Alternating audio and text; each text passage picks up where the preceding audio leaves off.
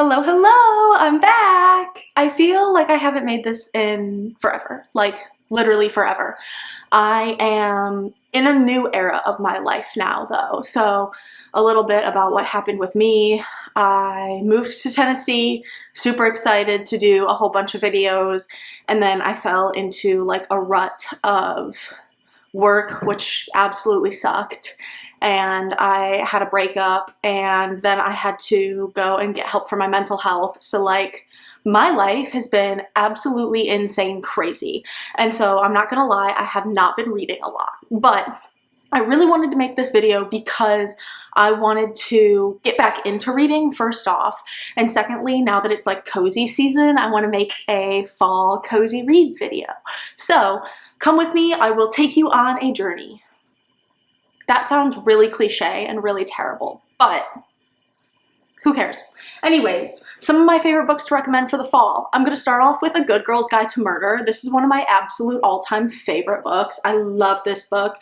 Basically, there was a girl who got murdered and killed, and they never found her body, but they had a suspicion of who did it and all of that.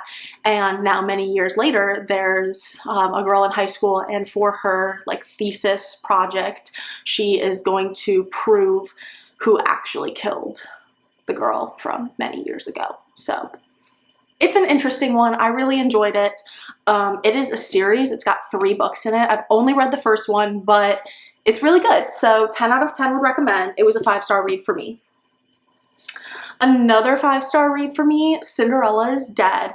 I loved this book. This is a young adult book, and it's a fantasy book, and it's also queer. And it just like, it's so interesting to me, like how different things happen in this book. Like it's not your typical Cinderella book, and it's not your typical like ball and all of that. It's just very interesting. And I don't have a background on this or anything like that, simply because there aren't really words to describe it. Like, it's just really, really interesting, and I would recommend this one. This one was also a 5-star read.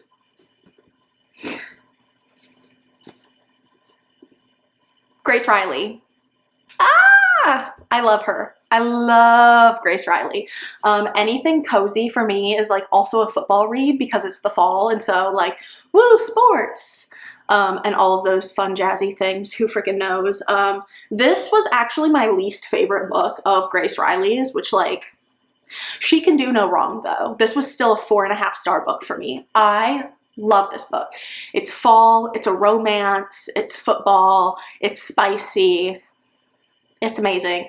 I also have the indie version of it, which makes me really happy because she's now traditionally published, and I'm so proud of her.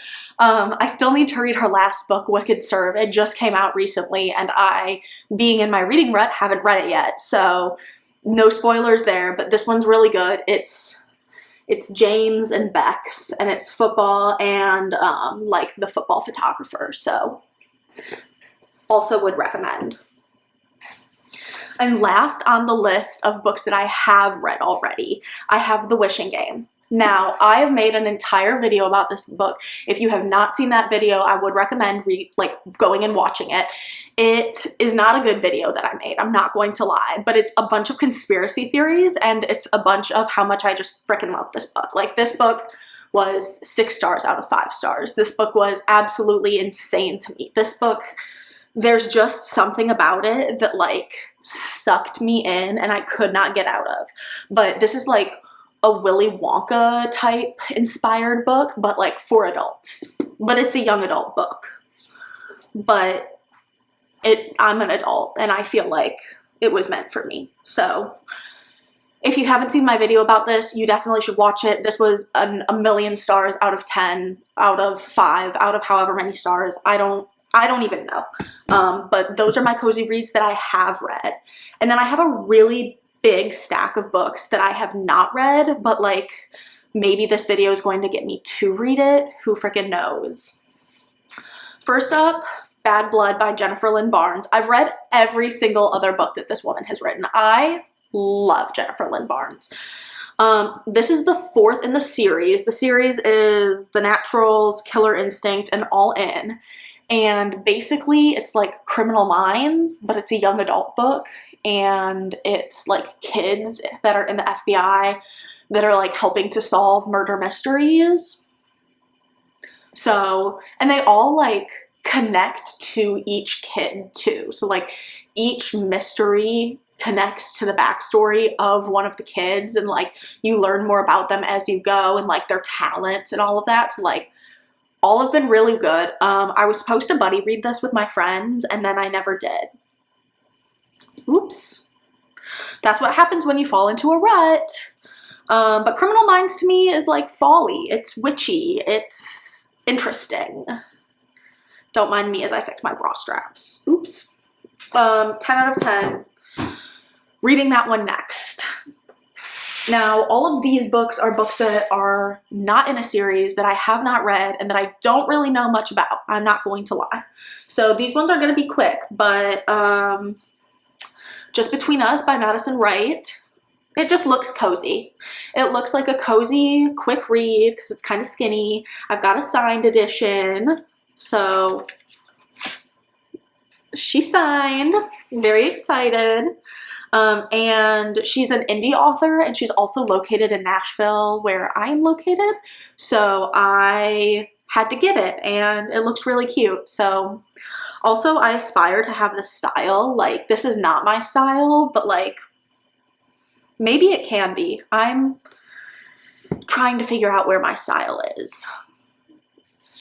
This book, Bride by Allie Hazelwood. It is the only Allie Hazelwood book that I have not read. I am obsessed with Allie Hazelwood. My favorite by her is Check and Mate, and I also really enjoy The Love Hypothesis. Both of those are like chef's kiss top tier. I'm a little nervous to read this one simply because I'm not really like into like the animal type wolves. Or these are not wolves. These are, what's it called? Werewolves, right? We're talking about vampires and the wares. So werewolves and vampires. So not exactly my cup of tea, but I love the author. So 50-50 shot, flip a coin, who knows.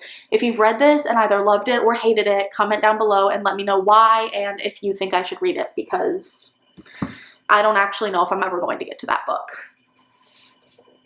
Some other fall ones, Go Hex Yourself. This one just looks really cute. It's got a black cat on the cover. I love cats. It's got big words. I don't know anything else about this book, but it looked cute.